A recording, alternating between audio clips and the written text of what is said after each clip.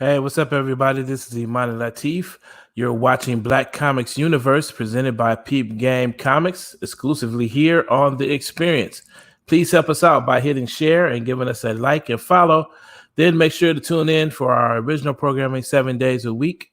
The Black Comics Universe streams every Tuesday at 6 p.m. on all DSPs, Facebook, YouTube, Twitch, and Twitter. Stay tuned. And then afterwards, stay tuned for Meant to Skim It. That comes up next. Tonight, I am joined by two creators of the Omni Press book, Pax Sampson.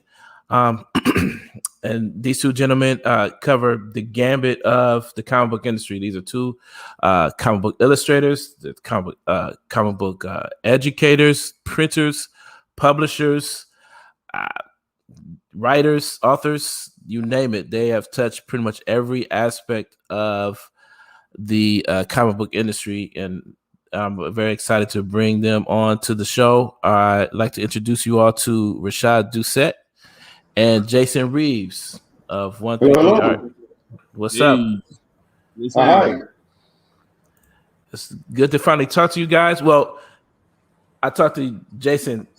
It's been a minute, but we've talked at length all the time, man. So it's like this is the first time. It's like we're getting that much closer to actually meeting in person. This is probably the first time. This is like a visual conversation, but we've had some really good conversations before. So I imagine this is going to be just as good for sure. And it's interesting. We were talking off air about the fact how you guys met, and that's probably one of the best ways to start with this book, since you guys this is your first book that you guys done together. Yeah, more or less. I guess. We did Kid Carver's. I know I did some pages with Kid Carver's. Oh yeah. I'm lying. We did Kid Carver's. I also published Henna Hansen Must Save Prom. So yeah. Okay, let's all time, so it kind of blurs. We did some cards forever ago. Jason drew our colors. Oh yeah. Remember them old days when I was in college? We did that DC thing. Somebody scammed us. We did some DC stuff. Yeah. So I'd be lying. No. Let's start here. Let's do a little introduction of each of you guys. So, because it's like I keep forgetting that like everybody doesn't know, right? Who I'm talking to. Sometimes I just get caught up in just having fun and just talking. But just if you could give everybody just a brief introduction to who you are and what you guys do. Okay. I'm Rashad Doucette. Been working comics for, I don't know, since me and Jason drove up to Chicago, Wizard World Chicago, almost 20 years ago. Doing freelance and stuff. Been at children's books, worked a little bit of animation, background character design stuff. Did some Rick and Morty covers for Only Press. Did another book called Alabaster Shadows. Do children's books with Nadia's Jewelry Box, and more recently Jeremiah Justice. And currently also I'm living in Savannah, Georgia, originally from Louisiana, Eunice,ville Platte / New Orleans area, represent everybody, and now I live in Savannah. And I'm also a professor at the Savannah College of Art and Design. And been with Only Press, working with, on books too for pretty much a long time. Did a lot of stuff with them off and on. Yeah. All right, cool. And Jason? You didn't mention your Eisner. Oh, right. There's an Eisner. For the Elements anthology, we won an Eisner and an Ignatz. There you go. Elements anthology. 19 Eisner. Got one. Like humble brag. It's like it's not sitting in the corner like collecting dust or anything. It's just I just don't. Jason always reminds me to say it. I don't. He's not the repping type. Yeah, I know. Talk about myself is just not really my thing. Okay, got it. So this is why we're here. This is technically this is probably my job. So yeah, so Jason, so tell us about yourself. I'm Jason Reeves. Y'all might know me as 133 Art Publishing. I'm an illustrator, art director, sometimes editor, I guess, and comic book publisher and distributor. My background, I'm from New Orleans, born and raised. My background is essentially illustration. I started self publishing in 2012 with my first book, One Nation, and ever since then, my company 133 Art Publishing has been, doing books, experimenting with Kickstarter, and last year, about a year and some change ago, me, my partners at MV Media and Hero Unlimited kind of formed up like Voltron together to create Black Indie Comics Distro, which is just what the title is. Big Distro is a Black Indie Comics distribution service. In the same vein as Diamond comic distributors, but more independent and a startup. So yeah, and One Nation has won a couple Glyph Awards. If we're talking awards, and I've always been comics down since I was like 4 years old, 3 years old. So I'm all about making and producing comics. Say what? I said, what about Hasbro? Did them talk? Oh yeah, well, I can't go through like my whole freelance career. I've done work for Hasbro, concept art, and stuff like that. Wizards of the Coast and Esquire magazine. Those are like my big career type clients. But I don't like to brag about that stuff. But it's like y'all just throwing awards around like it's like nothing. It's like you're going to Glyph Award here and there. Eisner, Ignatz, no, but you forgot to mention that. Resume, man. You forgot that. You forgot to mention that you're also a printer. Oh yeah, I always conflate the printing and the publishing. The publishing, yes. Right? But that's a big deal. It's like I think you're probably one of the only Black-owned comic book printers. At least that I know of. Yeah, 133 Art Printing is another leg of 133art.com and 133 Art Publishing.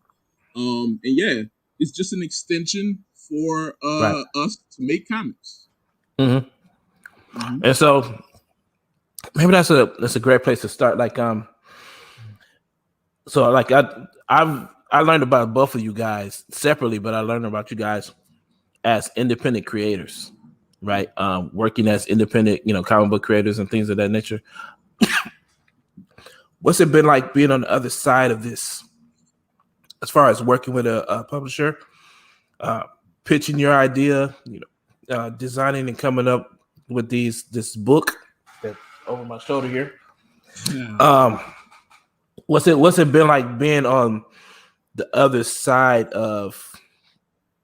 Kind of the other side of this, as opposed to like working independently, putting together a Kickstarter and trying to raise funds and all this kind of stuff. What's it been like for you two? Learning experience. It's interesting to watch a publisher with a wider reach than you independently, and see how they do things. And I'm soaking up all the info, like soaking up the information. It's good to be able to network and have those, wider connects as well. But not for the most part, fun, man. Like, especially like we're old hats at the creation part of it and sort of the collaboration part of it. But man, once we got to the rollout, it got really exciting, right? Like promotion, son, has been great. yeah. No, man. Shout out to our promo people, man. Shout out to Katie. Katie has been amazing. Like I just got these cool postcards, these cool Pax postcards from her. You know, shout out to Katie. You got a maze on the back. You know what I'm saying? So yeah, the rollout is just the most invigorating part, or has been one of the most invigorating parts for me. You know, aside from the creation, we love that already. But it's been a learning thing, man. Like I had no idea the amount of money something like this costs on this level, and to sort of learn about that and learn how I need to budget and things like that for releases has been exponentially helpful. Like I'm taking that and I'm running with it. So those kind of things have been very helpful. And just to kind of see how a bigger publisher compartmentalizes the different stages of that kind of thing. Like we literally have like promotional people. We have people working on the printing side and the publishing side and stuff like that. Like to see how those are sectioned off and like how many people are working in those various areas has been like super dope. Like super dope to learn. And on my end, I mean, obviously what Jason said is all true. And shout out to Tara and Grace and James and everybody at the Only Press team, and Andrea and just everybody, Andrea Colvin, who had a big hand in getting Pax off the ground. But it's also been like, I've been working on Only Press for a while. So I started working on Only Press almost 20 years ago now in some form of fashion. I can't believe it's been that long, but it's been that long since the early 2000s. And I did like some early stuff with them, and it's been fun to see how they grow too. Like Jason's coming in working with them on this project, and it's good to see like the expansion. Because they've grown as a company too. Don't piggyback on what he's saying. Like, he's learning and taking in that information and growing this company. And I watched them grow the same way. I haven't self-published nowhere near as much as Jason has. And he self-published most of the things I've ever self-published in the first place, or printed them. But I've been working for companies for a good bit of my career, freelancing for some of the bigger companies, and it's always good. Like, you build relationships. Like I said, Oni has always had my back, always gave me a shot when everybody thought my stuff was too inky, too messy, trying to clown me all the time for my work at some of the other big companies. So they've always given me a shot. So I'm always going to be down for them, and I've watched them grow too to be where they are now, and that's always good. Yeah. We coming in post Lion Forge merger, right? Yeah, so right. Like the resources are on hit right now. You know what I'm saying? We have Simon and Schuster distributing this thing. Like that's a big thing. Yeah. And in a way that I've never experienced as a self-publisher. So it's been really cool to like watch it.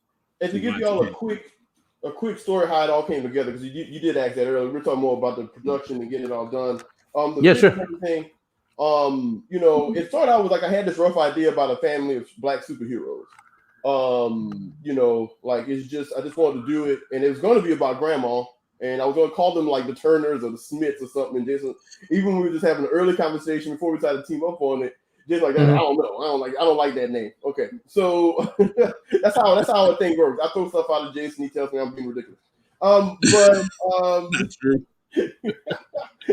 But at the same time, it came together, and I wanted to do something about about a Black superhero team that's like the Avengers. They're family, and they're not sidekicks. They are, when Thanos shows up, they showing up to fight it. They're not gonna be sitting in the back letting the main heroes get the last punch in. And it's sitting around. They're not patrolling the perimeter. They're not patrolling the perimeter. They're not flying around. They can beat their villains. But at the same time, I wanted it to be centered around grandma. Grandma's like their Superman. She's like a folk hero, kind of like what if Harry Tubman was a 500-year-old superhero kind of thing. And and she's super strong and powerful, and like it's all centered around her, and her family grows from her. And I really wanted that, but I was from a different perspective because what's going on with kids now, the middle-aged graphic novel market. So I went with Pax, who was kind of like our thing, and then Jason comes in, and we kind of polish it when we got interest in it with Lions Forge. Got interested in it at first. Shout out to Joe Illich. Joe Illich, big shout out to Joe. Joe hit me up and was Joe. like, "Yo, yeah, we published the 0 issue, and Joe bought it. And he hit me up and he was like, "Yo, this is hot. Like, what are y'all doing with this?" And that led to opening doors. So when Joe left Lions Forge, I got to talk to Andrea Colvin. Shout out to her when she was at Lions Forge, and the same thing kind of showed her the work. And then she brought it up, and that's when the book deal kind of happened. We did a little format, did a full pitch, come with an outline, some pages, new pages, not just the ones we did for the mini, or the first thing we did. And that kind of went from there. And then, with that, and then the merger happened, and we started working with Grace and everybody else at Only. So, it's been a good journey. But there's an idea that people just kind of, luckily for us, people gravitated to it. Like, it was an idea that people really liked. Coming off that Miles Morales zeitgeist, I'll take it. That Spider-Verse zeitgeist that was going on. People really gravitated towards it, and I think it's because he's a kid, he's a black kid, but also he's a kid that's learning a little bit of Steven Universe, and that he is insecure a little bit about who he is. Yet he's not full on shown an action hero like he like I naturally am drawn to. But he's getting there, and I feel like that with the family helping him out and the cousins giving him a hard time, which Pinnacle with the high top from the 90s, kid play high top, is definitely there to just like give us that black family feel in a lot of ways, and more with aunties and uncles, like Uncle Magic, who's heavily based on a combination of multiple uncles in life, that kind of thing. And I think that's what appeals to people, and I think that's what appeals to the publishers, and like we're getting this family feel of action adventurers who are all heroes in their own right, And shout out to My Hero Academia a little bit too, because I'm also always trying to get some of that action in here. No, I like the way you found a way to tie all those things in, and then you found a way to add the familiar aspect to it. But I also like the fact that, so if anybody picks this book up, what you'll immediately notice is that it never it's a superhero story, but at the same time, it brings in fantasy, it brings in manga, it brings in folklore, which I enjoy a lot. And so that's where that family aspect might come in. So if like whatever you're a fan of, I will say that you will find it in this book for sure.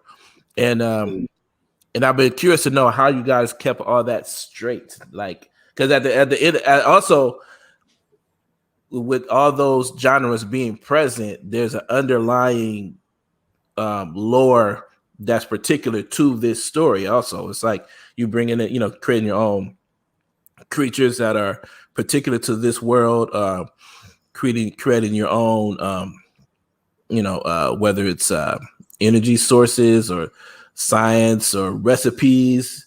I see that cooking theme is a thing. Probably because y'all from Louisiana, that probably is a big part of that. So it's like, how do you guys like keep it all together? Did y'all guys put together a Bible? And a shout out to Milestone for making the idea of a comic book Bible, such a sought after thing. Everybody has to put together one, but I was thinking like you guys have to. Is there like a tome somewhere? I think it's just how just going back and forth. Keep it all together. Did y'all guys put together a Bible? And a shout out to Milestone for making the idea of a comic book Bible, such a sought after thing. Everybody has to put together one, but I was thinking like you guys have to. Is there like a tome somewhere? I think it's just how just going back and forth with messages for the most part.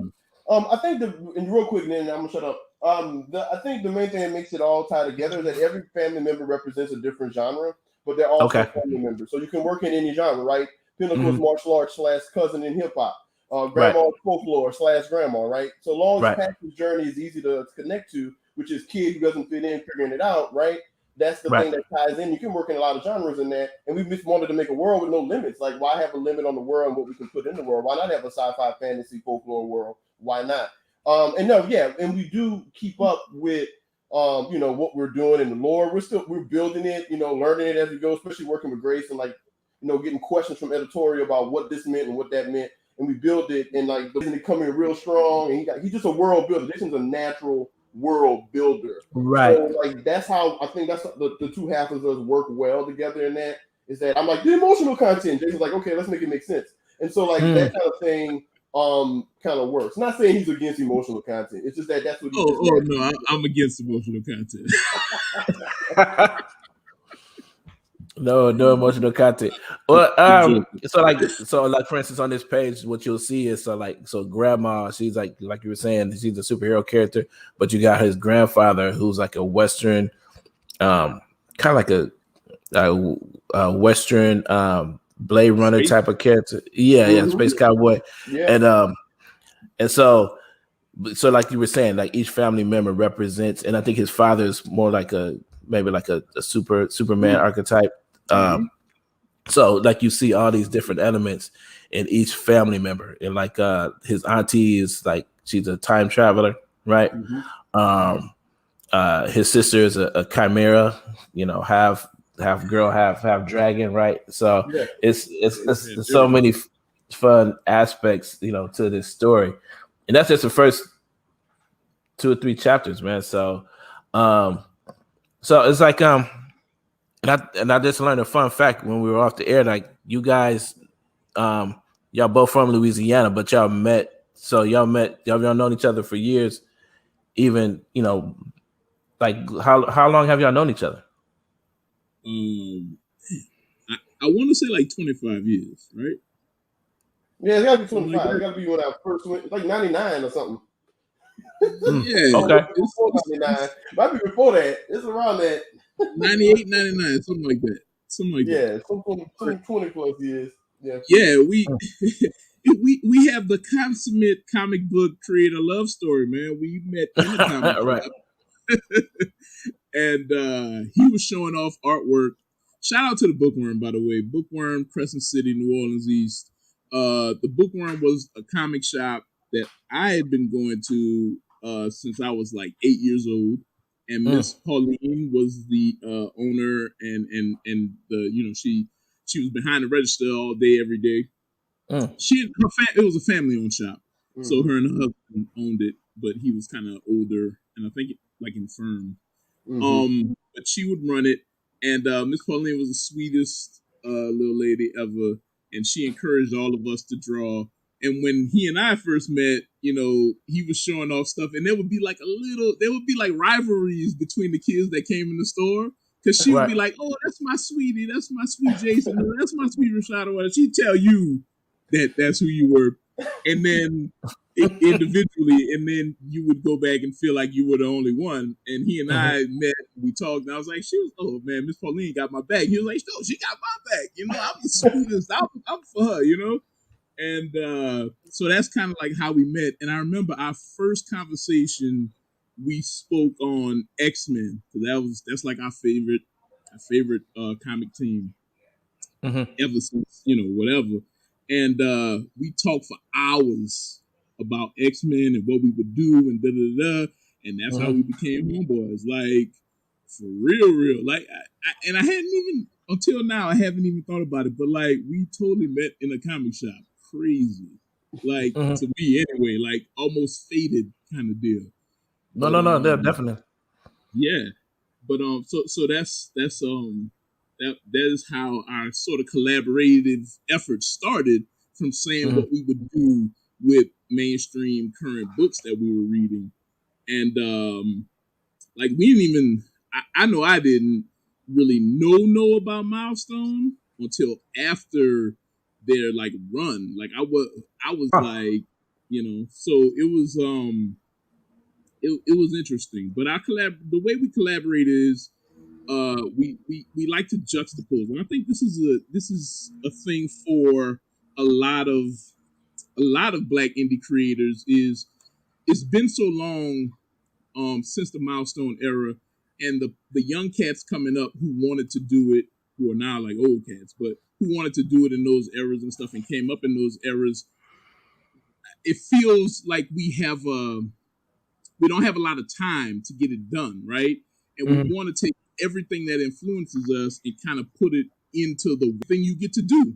So that's why I think that whole juxtaposition thing happens in a lot of Black indie comics, because we're trying to throw the kitchen sink in that piece, because you don't know. Like Big say, you don't know when they're not gonna love you no more, right? Right. So I think that's like a thing for us. But our collaboration, we're so influenced by heavily influenced by all these different things, and since we're like BFF, it's just like we have like almost like a twin language. You know how twins are like they don't even have to really say anything to each other. So when he writes the first outline, I know exactly what he's talking about, and I know what he's referencing. And then I come back, and when I come back, same thing with him. He knows exactly what I'm talking about, what I'm referencing. I can say, okay, like like the Matrix, like that scene in the Matrix, and he like, oh yeah, because it's a real boon to be able to collaborate with your best friend. Like real talk, this dude is like my brother, So we know what to we know what we're getting at. So the collaboration on that level is easy, but also since dude is like my brother, it gets mad heated too, because we know each other's isms and issues, you know what I'm saying? So you're like, you just saying that because that kind of thing. So it's crazy, but it's the best collaborative effort of my life, man. I love working with these dudes. Real talk, like it's crazy. Yeah, man, it's a passion. I think we get heated because we're both passionate about very similar things. Yes. But executing it in the perfect way, I guess, is how we want it, and making sure those ideas work. But Volume 1 was a great example of that. It can happen, and that when it's all said and done, and even taking in, like I said, like not just like chart change with Grace and Andrea added too with feedback, because they have that feedback that's not outside of our indoor language, or our inside of language with each other. Like how a librarian might see, and that's what that goes back to your first question about working with other publishers and beyond the self-publishing thing, because you got to think about the editorial, and they're seeing it from a very outside in perspective of like, this is what sells for us, and this is what tracks to the, and what we what our company has been able to make money on. So we want they want to make sure that that's clear to everyone, and an explanation, and it's not about dumbing anything down, but it's about making sure that everybody's on the same page, especially something like a story like this got like a rich backstory, some lore to it, where we don't lose sight. And that's what I always tell people. And it's something I say in class a lot too, is that when you're building these big worlds, that everybody has them, and and it's easy when you do it yourself and to explain. But when you get somebody new in, you understand it. When you get somebody new in, it's always just best to have, I feel like, a solid, like, basic byline. Pax needs to learn this to do that, right? And then everything grows from that. It's something I noticed when I like this when I was watching the old anime Full Metal Alchemist Brotherhood. Everything grows from Ed Now's journey to fix themselves. I mean, that's a whole world, and every character's got a whole backstory. I mean, that's so many characters in there. But you never lose sight that those two brothers are trying to fix a mistake and get their bodies back together. And I feel like that's how you write something like that, because you all center it around that journey, and then everything you add can fit in without it like overpowering that. And I feel like that's the way to answer that question earlier, like to really tie it all together, because it is complex and hard to explain. That's why you focus more on the journey of the character at first when you're trying to pitch. And then once they're interested and they want to know about the world, then we write like these outlines, write these descriptions, and like explain everything, going over the backstory, making sure that lines up. Because then the editor be like, okay, well, you said this and that, but I don't see how that lines up with what in the actual pages. And so that's when that collaborative effort beyond you and the writer, your own art team, kind of comes together and works well. So we've been lucky to work with some good people on this, and that absolutely have really big issues. I think it helps you to get out of your shorthand, right? Like somebody just coming in and trying to figure it out, and then asking you questions like because they're trying to relate to it themselves. Is what helps you be like better writers, or helps us be better writers, right? So yeah, I love that about our editors and stuff that we've had, just saying like, yo, okay, what does this mean?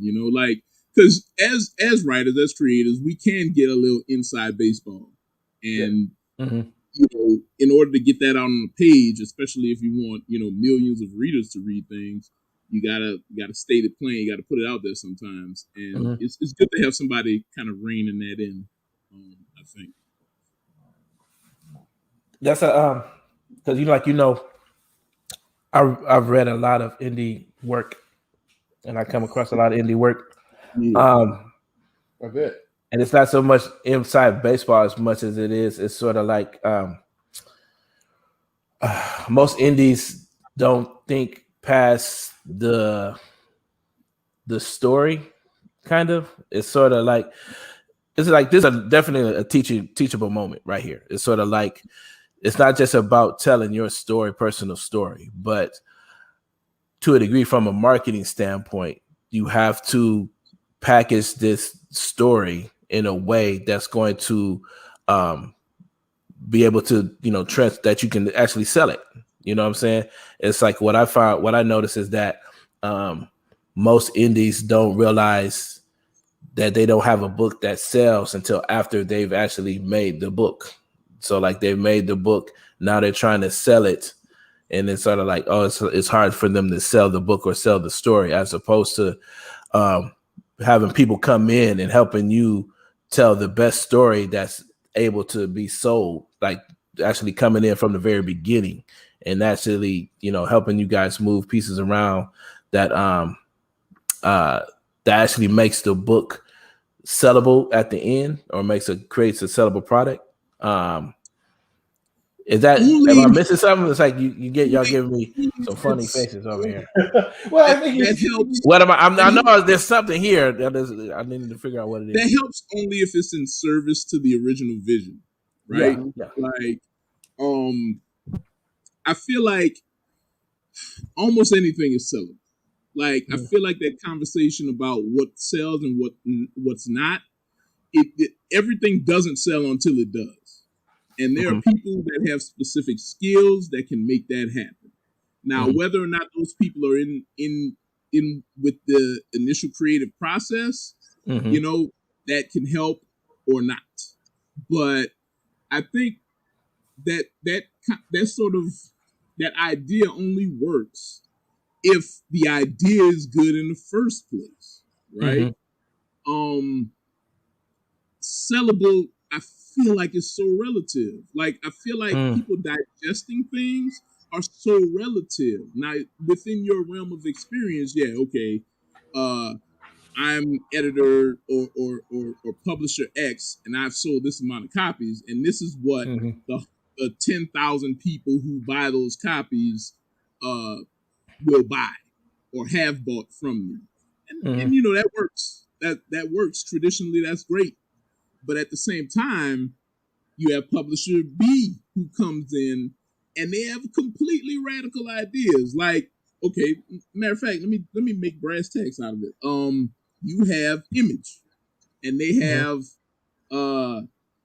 basically superhero hardcore books or sci-fi books with like rated R themes in them, sex and what have you, right? And then they sell a lot of books. But then you have on the other, and they'll come in and tell you this is what sells here, and there's different eras of Image. So let's say the sex criminals era or whatever. But then another publisher comes out, Iron Circus Comics, and they're making LGBTQ themed books as heroes and protagonists and antagonists, and they're making books like Smut Peddler. That's about sexual experience and sexual exploration, and they make up $2 million on Kickstarter, right? They sell a ton of damn books, and they're selling a ton of damn books right now while I'm talking to you. So Image might have told you that doesn't sell, flat out, done, we done. This is only sales. Sex criminals only sales. Or name an Image book, Rashad. What's from this era? Oh, Saga. Saga, right? Saga only sells. Saga, right? And then here comes Spike, and Spike is like, this is what's selling over here. So that's very, very relative. I feel like that the idea of that. Now, again, if those people are inside of the creative process and both things are button heads to make the best product, then I feel like you're a little better off, and I think that's what's going on here with Pax. Yeah, the idea was formed, right? So we had this basic story and all that. It was more about polishing something that was already coming together. Like the story was already made. It was more about polishing it and then adapting it. So they weren't coming in directing us on how to do this. It was more about like this is what could work or could not work based on what we know. It's a little bit more less of like directing. The idea was strong. The idea was together. The idea worked, and I think it would work for almost anybody. So it was more about that. Like nobody like came in like, well, if you don't do this, this is going to be that. No, the plot and all that was formed. It was more about making sure that it was clear.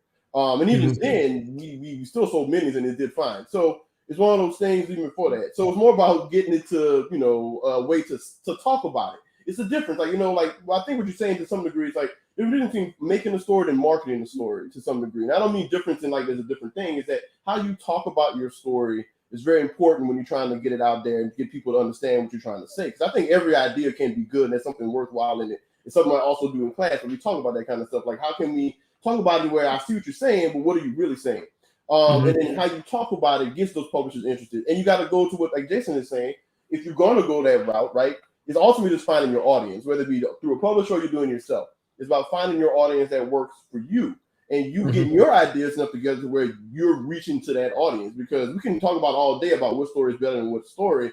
But if you got somebody like, man, I want Youngblood #1 again forever, get out my face. It doesn't matter what you say about the story because they really want that, right? And they're going to buy it the next time it comes out. And they're going to keep buying it forever because they like it, right? Because you resonate with those people. So I find like as an indie publisher or even as any kind of creator, especially in telling stories, you're always just searching for your 10,000 fans, man. You're just always searching for them that will spend money on you. And you just do your stuff. Yeah, people are going to tell you what to do. And if that works, like you submitting, you out there hustling, you submitting your stuff, and you want to work with a company and they tell you like Jason perfectly illustrated, but they shoot you down, that doesn't mean that story is wrong or bad or anything. It may just mean you just need to maybe just go a different route, do it yourself. Because one thing about me and this dude, and that's all been true about us, that we already think our stories is good. I hate to tell y'all. So we already think that. We criticize ourselves enough. Our own basic critical nature. I know my story is good. It's more about trying to get you to know why my story is good. Now, what I got to get you to like it. So and I have that kind of level of confidence, and that came from, I don't know where it came from. I got lucky with it. Like, I don't know. I'm not confident about things, but I'm always confident that I grill myself to no end when I'm creating a story. So I feel like once it meets my bar, it's good enough. So that's how I've always felt. Like I told myself years ago, I'm never may be the best. I may never be Miyazaki or Stan Lee. But I know dang gum well they got stuff out there that I can compete with if that's the case. Like once I'm a fine artist too. So once Art Duchamp painted his name on a urinal, I was like, F that dude made $1 million paint on the urinal. I know I can definitely make money doing what I do. Every idea can work. I just got to figure out how to make it work. So it's more about when you work with people, collaborate, that you let them have a say in it and you help them and you got to try to meet things without losing yourself in it. And that's another part of that. But yeah, you got to have that confidence in your idea and grilling yourself. We grill ourselves hard, though. Don't get it twisted now. When I'm writing a story, I grill myself hard. I don't like. I'm always trying to figure why it works, why this works, why this doesn't work. And one of the things me and Jason, the reason why we're so collaborative is that all we do is when things come out, we hit each other up and we talk about it. What's good about this? What's bad about that? But that's learning. We've been doing that for 20 years of like looking at a story and looking beyond the hype. Like, because everybody gets hyped about whatever company they're doing, whatever. And what's behind that? I'm always been like, what's behind this hype? Because that's how I learn. I'm like, because hyping is what makes the thing sell, right? Because once again, it's how you talk about it. So everybody's hyped about it, like, oh man, this is that. And I'm like, yeah, but the same thing is happening in this story. Ain't nobody talking about that. And they've just said, to me, they're equally good in terms of content. They're almost verbatim, but one is loved more than the other. And that's the hype. And so it ties back into what I was saying about how you talk about your story once you have it together helps make that story work for whoever you're trying to sell it to. So if I'm selling X to an indie, smaller, like publisher, like, I don't know, this name's some small, even smaller than Oni, and like it's more of a heartfelt story. So I talk about how this dude is struggling with his emotions, man, trying to be a cook, and I'm downplaying the superhero stuff. Yeah, the superhero stuff is in there, but don't worry about it. But then if I'm selling it to somebody who likes superheroes, like, oh no, this dude is superheroes, grandma's superheroes, uncle superheroes. Right. It's like serving different portfolios to different publishers when you're in that line at Comic-Con, right? Right. Like if you're talking to Marvel, you got Spider-Man in there. If you're talking to Action Lab or whoever, I mean, I guess it don't matter what's in there with Action Lab. If you're talking you're talking to Image, you might have like your own stuff or like saga characters, whoever. You want to tailor it. And that's why I say the sell, the hype, and all that is relative, man. Like to who you're in front of. Well, yeah, I guess the or important thing is knowing. audience. Yeah, I guess the important thing is knowing who you're talking to. So Right. it's like who your audience is. A million people can see Harry Potter, and a million people can get a latch on to a different thing. A different thing might resonate with those various people. But Harry Potter is the same story written down on the paper, written down in the book. Yeah.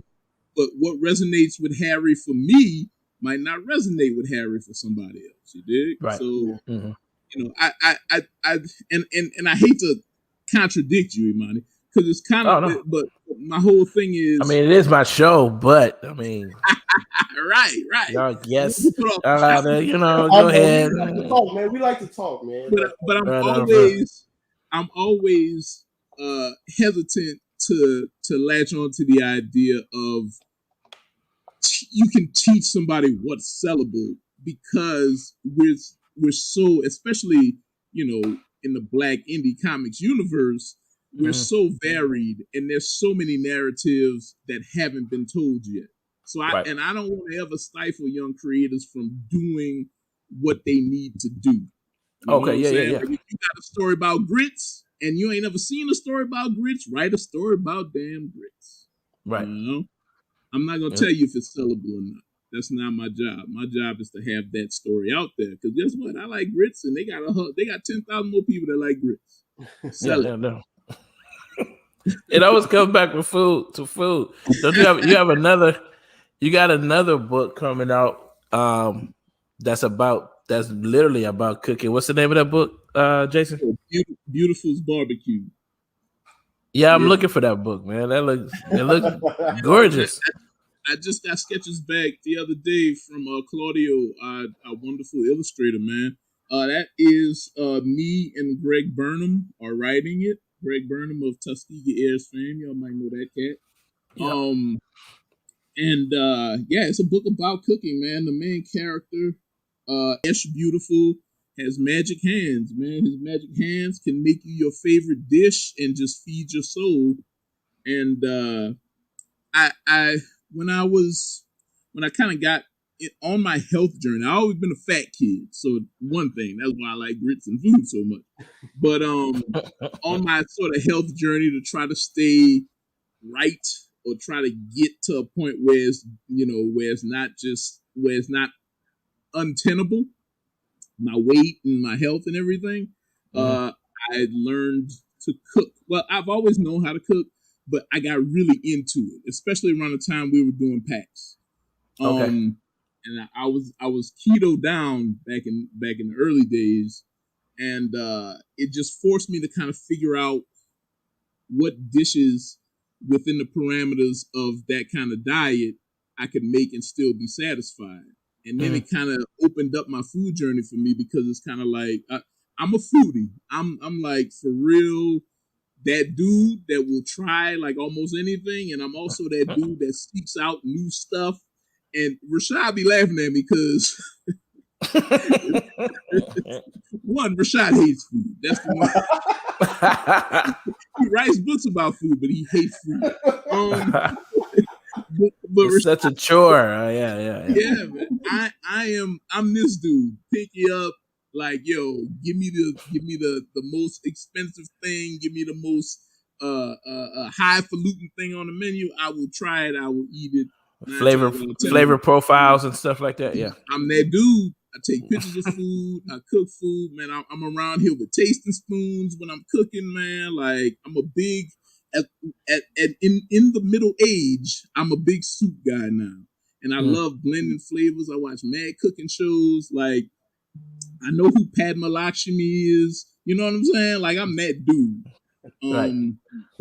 But so the reason why, one of the reasons why cooking is so heavy in these new books is because that has been my journey, and it's a passion of mine. I've always loved to eat, but now I'd love to eat and cook. So yeah, man. Like I like to even like that made up recipe we have for Pax. You know, I wrote that down. You know what I'm saying? And it's just it's something I really like to do. Aside, it's another. I think if I wasn't an illustrator or publisher, I would be a chef. That makes Okay. sense. Mm-hmm. Yeah, I can see that. Mm-hmm. We're running up on the. The question you was asking. I got excited. No. It ties it right into what we were talking about. We got about 5 more minutes. You can definitely pick up the book actually from the Black from BIC Distro. Mm-hmm. Yeah, big distro. You can pick up packs at from Big Distro, from 133art.com. Anywhere books are sold. Anywhere books are sold, which I like literally anywhere. Yeah, books are I got sold. I got my Walmart, copy from Barnes and Noble. Good. Yeah. It's on Amazon. Yeah. And if they don't have it, they can order it. They can always order it. It is easy to order. Your comic shop can order it. Everybody can order it. It's on Diamond. It's everywhere. You order Got it. Got it. Go make your library. Go make your library order it. The library. People, it's like there's so many. That's what I was trying to get at, is that there's so many aspects, because I've been in it at least 10 years now, but I've been just paying attention to. It's exciting to see how much the community has grown, and to see creators like yourselves like step into this space. Like I've actually literally people I follow. It's like I'm looking at them 1 minute and then turn around and have a publishing deal, or they're on television, or they have their book is optioned for film and stuff like that. So it's been very exciting for me this past year, seeing how the progress of the last 10 years culminate into what I've seen creators doing now.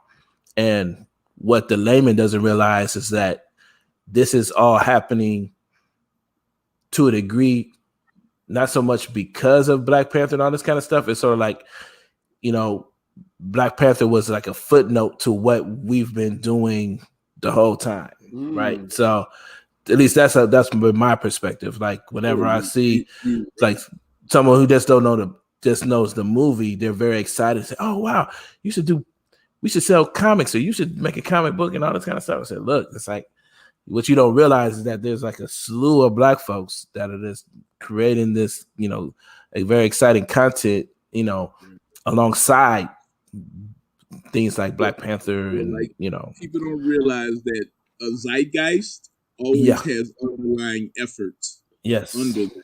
Like by the time it becomes a zeitgeist, mad work has been put in. Before that, and that's what we've been doing. Man, and that's exactly what y'all been doing. It's just a mad, inspiring time too, like big or small level, man. Like I'm looking at like Lovecraft Country and all that, and like in Issa Rae and all the stuff Issa Rae is doing, and like all the shows, there's just a lot of like Black creators out here, just making all kinds of content for people at different levels and making our stories heard. And a lot of times had to cut away for themselves, and now starting to grab more attention in a way that everybody can access these stories. And I think that's. It's great. If I'm a part of that, that's awesome. But even outside of it, it's just good to see, because when you go back 20, 30 years as a kid in the 80s looking for content that has you as a lead in the story, it's harder to find. Now they're gonna have kids growing up. These shows will be on streaming services. They'll be in bookstores, libraries. It won't be as hard to find. And I feel like that's already, whether we feel it or not, whether we feel like we're rich enough or not. I feel like that is ultimately that's a good thing, man. Like I get passionate about that kind of stuff, but it's a good thing. Like some little kid ain't gonna grow up, idolizing just one type of person in their stories. Like they're gonna be able to have options. And I think that's in everybody. That's with everything that's going on. Other people too, other cultures, other races, other groups. I look at my students and all the stuff they do with LGBTQ community stuff and and other things like there's a lot of stuff happening, and it's going to be better for generations to come, despite the ups and downs of it all. So, great to be a part of that. Black Renaissance 2 Electric Boogaloo. I like to touch on the academic portion of this. as far as art school, because I don't. Because I see a lot of discussions about how to get into comics and stuff like that. But what I've noticed is that people don't necessarily talk about the relationships that are built from an art school environment, or the things that you can learn from, academically about comics, as opposed to, most of the people that I'm seeing that are want to get into comics are like, they have a story, there might be a writer, or they're trying their hand at writing and stuff like that. So they're coming in almost like coming from the back end, as opposed to like a kid growing up, going into art school, learning the craft, and actually now they're a professional, showing their portfolio to publishers and things of that nature. Can you, as an educator, comic book educator, can you speak to that? Like, what is it? Yeah, I'll speak on it real quick. What's that environment like? Yeah, and that's always this conversation about school. It's an interesting thing. If school works for you, do it, right? The thing is, you need to educate yourself. You need to educate and learn about your field. A lot of the stuff that before me, like once again, using me and Jason as an example, we were just teaching ourselves this stuff. I'm just talking and analyzing. Like when you analyze things, you gotta like really. I have a big desire to learn. I've always had. They seem to get mad at me. They laugh at me all the time about them art books they used to buy all the time. But like I wanted to see how other people did it. Because I wanted to see. I like to compare and contrast what worked and didn't work. And I feel like when the education aspect of this is always that. Whether you do it through a school, whether you just put yourself through it using YouTube. I don't want to tell people like, oh, you gotta get this to get to point B. It's more about a mindset, because you can go to school and not learn a thing. So it's more about a mindset about how you process information. Now, going to school can help you build networks as you work with other people, but you can do that too. Right. Once we get back to the con season going a little bit harder, online communities, there's a lot of ways to build networks. But school's another option for it. So I always tell people, like, if it's affordable for you, if it works for you, it helped me. Like for me, it helped me focus. And I kind of like, after Hurricane Katrina, I kind of restarted my life. And I was like, yo, like, I'm going to go to school, take this FEMA money, go to school, go to grad school, and spend 2 years just drawing comics and not being distracted and just learning, because I wanted that for me as a personal journey. And that helped me. But then on the flip side, that's another way to do that too. It's more about your mind wanting to open up to ideas and seeing why things work. I'm that kid that just never trusts anything you sell me. Authority comes with some kind of thing. Jason tells me all the time, he's like, I don't trust it. I don't know why. I don't know why you telling me I gotta do it that way. I've been telling my grandpa that since, going back to Pax and grandparents. I used to live with my grandparents. They passed away now. And my grandpa used to tell me something. You need to learn how to change all in this car. And I'm like, man, one day I'll make enough money, man. I ain't worried about changing the all in the car. And so it's just always a thing. I wasn't this cocky kid. I sound like one, but I was nerdy.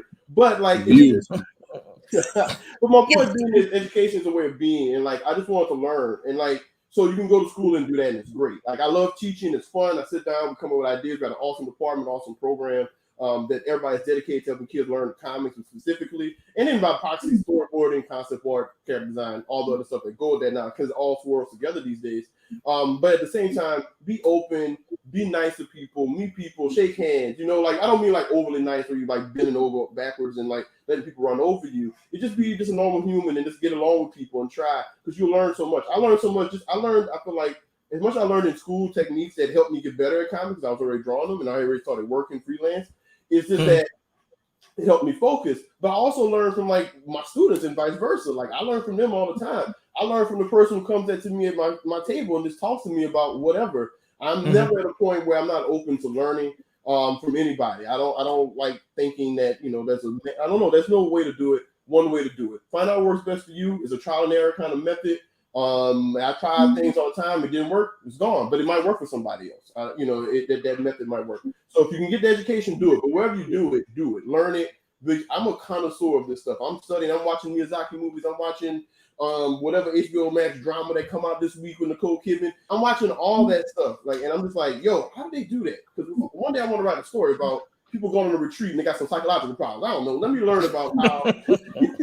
Let me learn about that. Let me write down the structure. Let me look up the creators who created it and see what they're saying about their structure, right? Like you can learn things a lot of ways. And if you go to school, you're gonna have assignments that kind of like back that up and like make you study it a different way. But it's really a mindset, because if you're not open to processing these ideas, you could just be mad. If you have this, I feel like the thing that to me kind of crazy to learn the most, or at least open up to, is like just being aware of their industries and all the connections it makes, and learn about the names and the movers and shakers, and not just reacting to this like a movie or a story they don't like. 'Cause everybody can quickly tell you when they don't like something, and that's fine. That's fun to do. Obviously, like doing that on the online, but it's more about also like learning about what led to that, and like, okay, yeah, beyond you not liking it or disliking it, like what is there to learn from this? Like when I saw Twilight, I was like, man, what is this?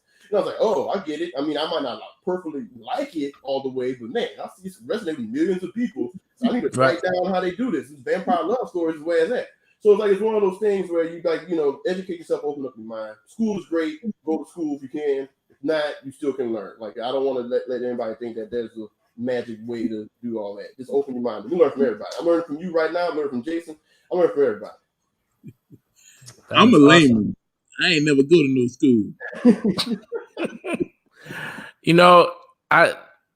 I feel bad because I should have put up some of your art. I don't know. People, I just take it for granted, like people know, but like go to 133art.com. Man, I'm on TV and all that if y'all want to see what I do. Yeah, so it's like, to say at the very least, yes, Jason is not a slouch when it comes to comic book illustration. But yeah, we're running up on 2 minutes. You can follow. Yes, you can check out. Please check out Jason's books, One Nation, and all of his books that are available on 133 Art. Check out bicdistro.com for the ton of Black creators represented on that website. Rashad, do you have a website of your own? Oh yeah, it was. It's easy to just go to Rashad Doucette either on Instagram or ArtStation. My books is like go to Amazon. Go to Amazon. Type in Rashad in there. You'll find the Alabaster Shadows, Jeremiah Justice, and Pax Current Thing. Pax Sampson. That's where you can find it. I'm not Jason. Someone's organizing me. I need to put all these things on the link. We're working on book 2 too. Look out for Pax book 2. Yeah, I'm getting there. Okay. I'm gonna have my links together. And we're working on Pax 2 right now. I'm about to fight about it soon enough. All right. For my friends Rashad and Jason, and my producer Kyle, who's in the background there, I'm Imani Latif of Black Comics Universe. You could please follow us at blackcomicsuniverse.com or Instagram at Black Comics Universe. Thank you, and we're out.